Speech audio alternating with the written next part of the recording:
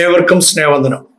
Cockroach ജനത party എന്ന ഒരു പ്രസ്ഥാനത്തെക്കുറിച്ച് ഈ അടുത്ത സമയത്ത് നമ്മുടെ എല്ലാ മാധ്യമങ്ങളും വളരെ ശക്തമായി പ്രതിപാദിച്ചുകൊണ്ടിരിക്കുകയാണ്.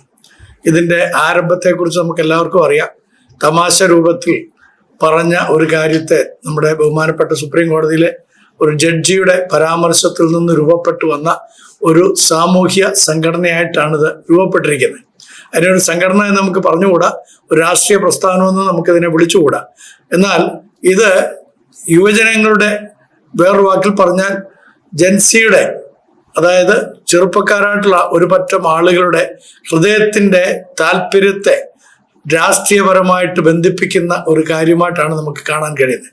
നമുക്കറിയാവുന്ന പോലെ നമ്മുടെ ദേശീയ പാർട്ടികൾ വളരെ ശക്തമായിട്ട് ഈ യുവജനങ്ങൾക്ക് വേണ്ടിയിട്ട് പല കാര്യങ്ങളും ചെയ്യാൻ ശ്രമിക്കുന്നു എന്നൊക്കെ വാഗ്ധോരണികൾ നടത്താറുണ്ടെങ്കിലും കൃത്യമായിട്ട് അവർക്ക് വേണ്ടി ഒന്നും തന്നെ ചെയ്യുന്നില്ല എന്നുള്ളതിൻ്റെ ഉത്തമ ഉദാഹരണമാണ് ഈ അടുത്ത സമയത്ത് ചോദ്യപേപ്പർ ചോർച്ച ഉണ്ടായത്.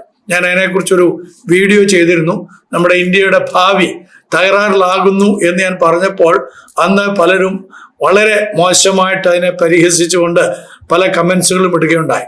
എന്നാൽ ഞാൻ വളരെ ശക്തമായിട്ട് പറയുന്നു, നമ്മുടെ ഇന്ത്യയുടെ ഭാവി യുവജനങ്ങളുടെ കരങ്ങളിലേക്ക് നമ്മൾ ഏൽപ്പിച്ചു കൊടുക്കുന്നില്ലെങ്കിൽ അത് വലിയ അപകടത്തിലേക്ക് തന്നെ പോകും. വയോവൃദ്ധരായിട്ടുള്ള ആളുകൾ യുവജനങ്ങൾക്ക് വേണ്ടി എടുക്കുന്ന തീരുമാനങ്ങളൊന്നും തന്നെ ശരിയായിട്ടുള്ള അല്ല എന്നവർക്ക് കൃത്യമായ ബോധ്യമുള്ളതിൻ്റെ അടിസ്ഥാനത്തിലാണ് അഭിജിത്ത് എന്ന് പറയുന്നതായിട്ടുള്ള ആ ചെറുപ്പക്കാരൻ, വെറും 30 വയസ്സ് മാത്രം പ്രായമുള്ളവന്റെ പിന്നിൽ ഏകദേശം 2.5 കോടിയോളം യുവജനങ്ങൾ മാത്രം അവന്റെ പിന്നിൽ അണിനിരന്നിരിക്കുന്നത്. അതിന്റെ കാരണം ഇവിടുത്തെ യുവജനങ്ങളെ ശരിയാവണ്ണം മനസ്സിലാക്കാൻ നമ്മുടെ രാഷ്ട്രീയ നേതാക്കന്മാർക്ക് സാധിക്കുന്നില്ല. അവരുടെ വിചാരം അവർ ജീവിച്ച കാലഘട്ടത്തിനനുസരിച്ചുള്ള തീരുമാനങ്ങളാണ് ഈ പുതിയ യുഗത്തിലും വേണ്ടത് എന്ന്. നമുക്കറിയാവുന്ന പോലെ എല്ലാ രാഷ്ട്രീയ നേതാക്കന്മാർക്കും അവരുടേതായിട്ടുള്ള കുറെ സ്വാർത്ഥ താല്പര്യങ്ങളുണ്ട്. രാഷ്ട്രീയ പാർട്ടിയൊക്കെ നല്ലതാണ്, രാഷ്ട്രീയ നിർമ്മാണത്തിന് അതൊക്കെ അനിവാര്യമാണെങ്കിലും യുവജനങ്ങളാണ് രാഷ്ട്രത്തിന്റെ നട്ടെല്ല് എന്നുള്ളത് വിസ്മരിച്ചു പോവുകയാണ്. അതുകൊണ്ടാണ് തമിഴ്നാട്ടിൽ വിജയൊക്കെ വളരെ വിജയകരമായിട്ട് മുന്നേറുവാനിടയായിത്തീർന്നത്. യുവജനങ്ങൾക്ക് എപ്പോഴും അവരുടേതായിട്ടുള്ള ഒരു കാഴ്ചപ്പാടുകളുണ്ട്. അവര് മാറി വരുന്ന ലോകത്തിൽ വളരെ കൃത്യമായിട്ട് മാറ്റങ്ങൾ കൊണ്ടുവരുവാൻ കൊതിക്കുന്നവരും ആ മാറ്റങ്ങൾക്കനുസരിച്ച് ജീവിതത്തെ മാറ്റുന്നവരുമാണ്.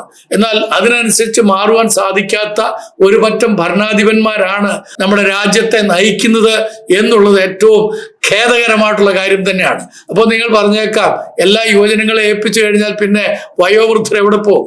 അവര് മാറി നിന്ന് ഈ യുവജനങ്ങൾക്ക് വേണ്ടുന്ന നിർദ്ദേശങ്ങൾ കൊടുക്കുകയാണ് വേണ്ടത്. ഉദാഹരണത്തിന് നമ്മുടെ പ്രധാനമന്ത്രിജി, അദ്ദേഹം ലോകം മുഴുവനും ചുറ്റുവാൻ വേണ്ടിയിട്ട് ഇപ്പോഴും പ്രധാനമന്ത്രിയായിട്ടിരിക്കുന്നു എന്നാണ് ഈ ചെറുപ്പക്കാരായിട്ടുള്ള ആളുകളൊക്കെ ധരിച്ചു വെച്ചിരിക്കുന്നത്. ഒരു പരിധിവരെ അവർ പറയുന്നത് ശരിയാണെന്ന് പൊതുജനങ്ങൾ സമ്മതിക്കുന്നുമുണ്ട്. നമുക്കറിയാമല്ലോ, 70-ാം വയസ്സിൽ രാഷ്ട്രീയത്തിൽ നിന്ന് മാറണമെന്നൊക്കെ വളരെ കർക്കശമായിട്ട് നിർദ്ദേശിച്ച ഒരു വ്യക്തിയായിരുന്നു നമ്മുടെ പ്രധാനമന്ത്രിജി. എന്നാൽ 75 വയസ്സായിട്ടും അദ്ദേഹത്തിന് അതിൽ നിന്ന് വിരമിക്കുവാൻ താല്പര്യമില്ലെന്ന് മാത്രമല്ല, അദ്ദേഹം ഇപ്പോഴും സന്യാസത്തിന്റെ മറ്റൊരു പടവിലേക്ക് താണ്ടിക്കൊണ്ടിരിക്കുകയാണ്. അതെന്തിനു വേണ്ടിയിട്ടാണത്? അത് ലോകം മുഴുവനും ഇങ്ങനെ കറങ്ങാൻ വേണ്ടിയിട്ടുള്ള ഒരു കാഴ്ച വസ്തുവായിട്ട് അദ്ദേഹം തീരുന്നു എന്നൊക്കെയാണ് ഈ കോക്രോച്ച് ജനതാ പാർട്ടിയുടെ ചെറുപ്പക്കാരൊക്കെ പറയുന്നത്. അതിനെക്കുറിച്ച് അദ്ദേഹം പുനഃചിന്തനം ചെയ്യണം. അദ്ദേഹത്തിന്റെ രാഷ്ട്രീയ ഭാവി ഈ രാജ്യത്തിന്റെ നശീകരണത്തിനാകരുത് എന്നുള്ളത് ചെറുപ്പക്കാരോടൊപ്പം പലരും വളരെ കൃത്യമായിട്ട് പറയുന്നുണ്ട്. ഓക്കെ, അപ്പോൾ ഒരു കാര്യം നമ്മൾ മനസ്സിലാക്കണം. ഈ CJP അല്ലെങ്കിൽ കോക്രോച്ച് ജനതാ പാർട്ടി ആരംഭിക്കുവാൻ കാരണം എന്താണ്? ഇത് കാരണം ചെറുപ്പക്കാരെ കൊണ്ട് ഒന്നിനും കൊള്ളുകയില്ല, അവർ വരും ഈ സാമൂഹ്യ വിരുദ്ധരാണെന്നുള്ള രീതിയിൽ ഒരു പരാമർശം അവരെ കുറിച്ച് വന്നതുകൊണ്ടാണ്. എന്ന് പറഞ്ഞാൽ കൂറകളാണ്, അവർ പാറ്റകളാണ്, അവർ സമൂഹത്തിന് ദ്രോഹം ചെയ്യുന്നവരാണ് എന്നുള്ള രീതിയിലുള്ള പരാമർശം ഉണ്ടായതുകൊണ്ടാണ്. ഞാൻ പറഞ്ഞല്ലോ, ഈ സമൂഹത്തിന്റെ നട്ടെല്ലെന്ന് പറയുന്നത് യുവജനങ്ങളാണ്. നമുക്കറിയാം, ചില വർഷങ്ങൾക്ക് മുമ്പ് HIV/AIDS ലോകത്തിൽ ബാധിക്കുകയുണ്ടായി. HIV/AIDS വന്ന സമയത്ത് പല രാജ്യങ്ങളിലും യുവജനങ്ങൾ ഇല്ലാതെയായി. ഒരു പറ്റം ചെറുപ്പക്കാരില്ലാതെ വയോവൃദ്ധരായിട്ടുള്ള ആളുകളും കൊച്ചുകുട്ടികളും മാത്രം അവശേഷിച്ച ഒരു ജനറേഷൻ തന്നെ ഇല്ലാതായ പല രാജ്യങ്ങളും അത് വളരെ സാമ്പത്തിക ദാരിദ്ര്യത്തിലേക്ക് പോയി. കാരണം യുവജനങ്ങളാണ് ഒരു രാജ്യത്തിന്റെ പ്രൊഡക്റ്റീവായിട്ടുള്ള കാര്യങ്ങളെല്ലാം ചെയ്യാൻ കഴിവുള്ളത്. ചിന്താശേഷിയുള്ളവര് പുതിയ പുതിയ കാര്യങ്ങൾ അവർ ഡിസ്കവർ ചെയ്യുന്നു.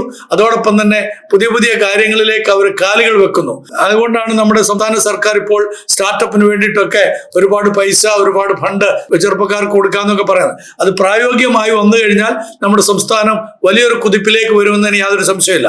അതുകൊണ്ട് യുവജനങ്ങൾക്ക് കൊടുക്കേണ്ടുന്നതായ ശരിയായ പ്രാതിനിധ്യം, ശരിയായി അവരെ കേൾക്കുവാനുള്ള മനസ്സ് അത് രാഷ്ട്രീയ നേതാക്കന്മാർക്കുണ്ടാകണം. രാഷ്ട്രീയ നേതാക്കന്മാർക്ക് അതില്ലെന്നുള്ളതിന്റെ ഏറ്റവും വലിയ തെളിവാണ് ഈ പാറ്റകളെ, ഈ കൂറകളെ ഇല്ലായ്മ ചെയ്യുമെന്ന് പറയുന്നത്. ഇത് വലിയ അപകടത്തിലേക്കായിരിക്കും അത്തരക്കാരെ കൊണ്ടെത്തിക്കുക. ഈ പ്രസ്താവനകൾ, ഈ പാറ്റകൾക്കെതിരെ, ഈ കൂറകൾക്കെതിരെ, ഈ കോക്രോച്ചിനെതിരെ സംസാരിച്ചിട്ടുള്ള എല്ലാ മന്ത്രിമാരും ഓർത്തുകൊള്ളണം, നിങ്ങളുടെ പ്രവർത്തന മേഖലകൾക്ക് വിരാമം വരാൻ പോവുകയാണ്. കാരണം ഈ ചെറുപ്പക്കാർ അവരെ കോറിയിട്ടിരിക്കുകയാണ്. നിങ്ങൾക്ക് അവരെ കോറിയിട്ട് കഴിഞ്ഞു. അധികം താമസിയാതെ നിങ്ങൾ ഫേസ് ഔട്ട് ആകുമെന്നൊരു യാതൊരു സംശയമില്ല. കാരണം ഇതൊരു പുതിയ യുഗമാണ്. ഈ പുതിയ യുഗത്തിൽ പുതിയ ആശയങ്ങളോടുകൂടെ തന്നെ ജീവിക്കാനും അതിൽ പഴമക്കാരായിട്ടുള്ള ആളുകളെ കൂടെ ഉൾപ്പെടുത്തി കൊണ്ടുപോകാനും കഴിയുന്ന ഒരു വലിയ ജനതയാണ് ഈ യുവജനങ്ങൾ എന്നുള്ള ഓർത്തുകൊള്ളുക. അതുകൊണ്ട് തന്നെ ഈ യുവജനങ്ങൾക്ക് എല്ലാ വിധത്തിലുള്ള സല്യൂട്ടും ഞാൻ ചെയ്യുന്നു. കാരണം ഇവർ നിമിത്തം നമ്മുടെ രാജ്യത്തിന് വലിയ പരിവർത്തനങ്ങൾ വരാൻ പോകുന്നു, വലിയ പുരോഗതികൾ ഉണ്ടാകാൻ പോകുന്നു എന്ന് വിശ്വസിക്കുന്ന ഒരാളാണ് ഞാൻ. അധികം താമസിക്കാതെ നമുക്കത് കാണാം എന്ന പ്രതീക്ഷയോടുകൂടെ നിങ്ങൾ ശരിയായ ദിശയിൽ കൃത്യമായ രാഷ്ട്രീയത്തോടുകൂടെ നമ്മുടെ രാജ്യത്തിന്റെ പുരോഗതിക്ക് വേണ്ടിയുള്ള ഏക ചിന്തയോടുകൂടെ പ്രവർത്തിക്കണം എന്ന് മാത്രം യുവജനങ്ങളോട്, ഈ ജൻസിയോട് അഭ്യർത്ഥിച്ചുകൊണ്ട് നിർത്തുന്നു. നന്ദി, നമസ്കാരം.